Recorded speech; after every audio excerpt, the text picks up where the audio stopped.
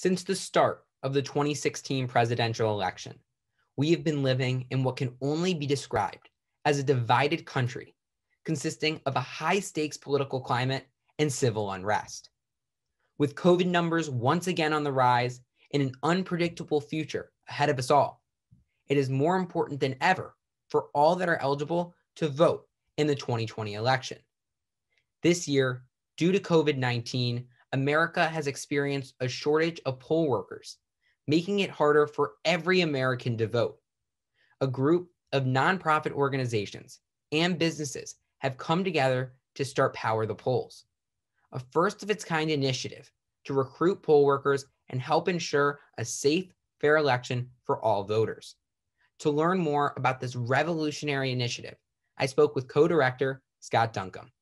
Power the Polls is a brand new project that was started around July 4th this year to recruit 250,000 poll workers to fill the gap that's been caused by the COVID-19 pandemic and number of senior poll workers who are dropping out and not able to attend and be poll workers this year.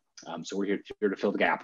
What was the true inspiration? I know you talked a little bit about COVID-19 being sort of that jumpstart. Can you expand on that? According to research, about half of the 1 million poll workers who show up every general election are over the age of 60. So these are folks that are really at risk for COVID-19.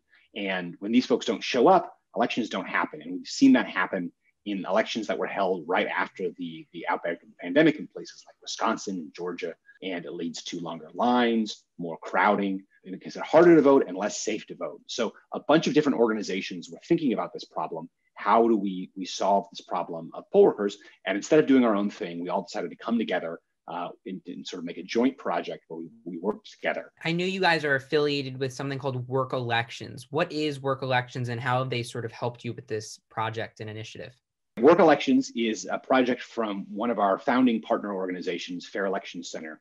And what they had done is collected the answer of how do you become a poll worker? What does it mean to be a poll worker for about 4,000 election jurisdictions across the country. And we were able to sort of build a portal on top of it that could provide kind of like a concierge service where folks would sign up with Power the Polls.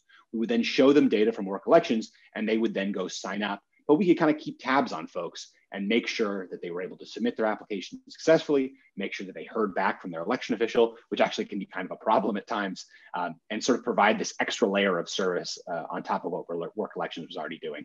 Is there any virtual way for someone who's nervous about COVID-19 to still participate in working the polls? Unfortunately, you're not able to serve directly as a poll worker, but there's certainly things you can do. The organization that I was involved with as a founding partner to Power the Polls is called Pizza to the Polls. If you spot lines, you can head over to polls.pizza, our website, and let us know about it, and we'll send a pizza to those folks waiting in line. You could also get involved and text people and reminding them to register to vote and update their voter registration status. A bunch of great organizations. I think headcount.org is doing that this year. So unfortunately, you're not able to serve directly as a poll worker, but there is a lot of stuff you can do to make sure people are voting and to make sure voters are being taken care of on election day. I know Power the Polls was inspired by COVID-19 and the shortage we're having this year in 2020, but is there a future past the 2020 elections for Power the Polls? And if so, what does that future look like? I think definitely Power the Polls will exist in the future, post-COVID-19 pandemic in some form. I think having a direct relationship, we've been able to build a lot of direct relationships with election officials. So when they feel like they need people to sign up, we can go and put online advertising out and talk to partner organizations. So hopefully this is going to be, we're going to keep those relationships alive and keep the process going. So I'm really hopeful that the Power the Polls will live on after this year and keep signing up poll workers. A huge thank you to Scott and his team for putting together this incredible and successful initiative and helping ensure a safe, fair election for all Americans. Power the Polls has done the work to ensure that you are able to vote come November 3rd. If you care about democracy and are eligible to vote, make sure you are registered, educate yourself, and above all else, on November 3rd, go to the polls and vote. This has been Stephen Noble, HBTV.